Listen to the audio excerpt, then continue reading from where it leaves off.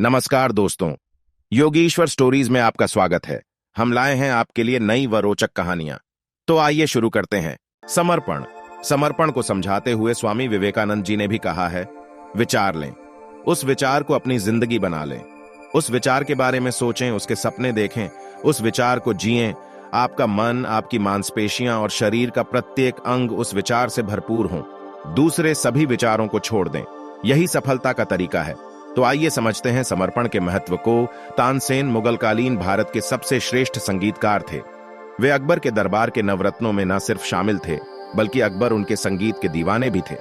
एक दिन संध्या समय ऐसे ही अकबर व तानसेन बैठे हुए थे कि अकबर ने तानसेन की तारीफ करते हुए कहा, तानसेन, मैं नहीं मानता कि तुम सा संगीतकार कोई कभी पैदा हुआ होगा या भविष्य में कोई पैदा होगा। यह सुन तानसेन जोर से हंस दिए और हंसते हुए ही बोले, आप भूत और भविष्य की बात क्या करते हैं महाराज। अभी मेरे पूज्य गुरु हरिदास मौजूद हैं और इनके संगीत के सामने मेरा संगीत कुछ भी नहीं।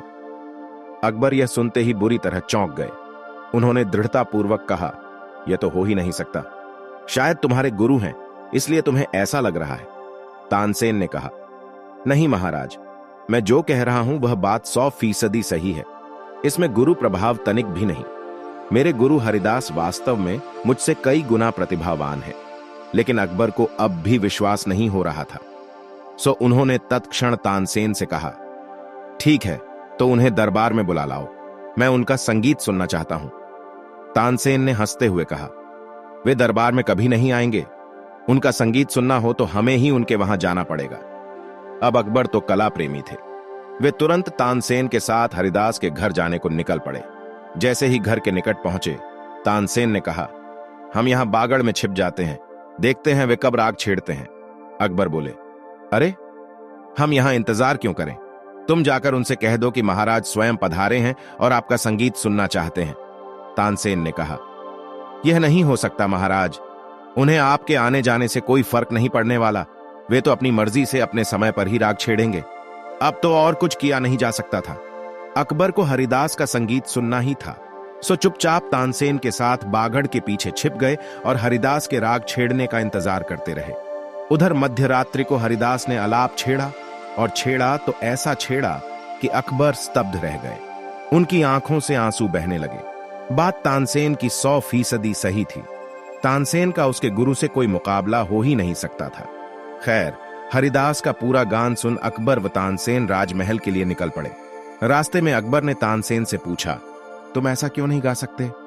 प्रयास करो, दुनिया में क्या असंभव है। तानसेन ने कहा, यह कभी नहीं हो सकता। अकबर ने चौंकते हुए पूछा, क्यों? तानसेन ने कहा, बात प्रतिभा या प्रयास की है ही नहीं, क्योंकि मैं दरबार में आपकी जी हुजूरी में गाता हूं। मुझ में गुरु वाली बात आ ही नहीं सकती। मनुष्य जो कार्य अपनी मस्ती में और सिर्फ अपने लिए करता है, उसकी बात ही अलग होती है। इस कहानी का सार यह है कि यह अक्सर देखा गया है कि व्यक्ति प्रतिभावान भी हो, प्रयास भी कर रहा हो, पर बात नहीं बनती। क्यों?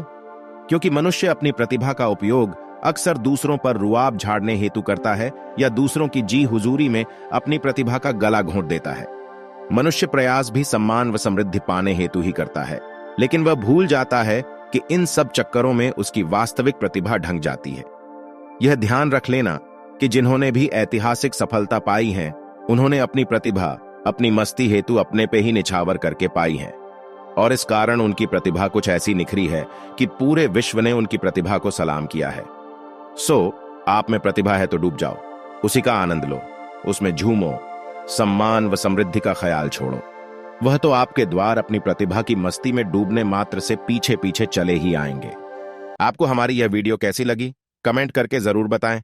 चैनल को सब्सक्राइब करें, वीडियो को लाइक और शेयर करें और प्रेस करें बेल आइकन को, जिससे आपको हमारे आने वाले वीडियोस की नोटिफिकेशन मिलती रहे।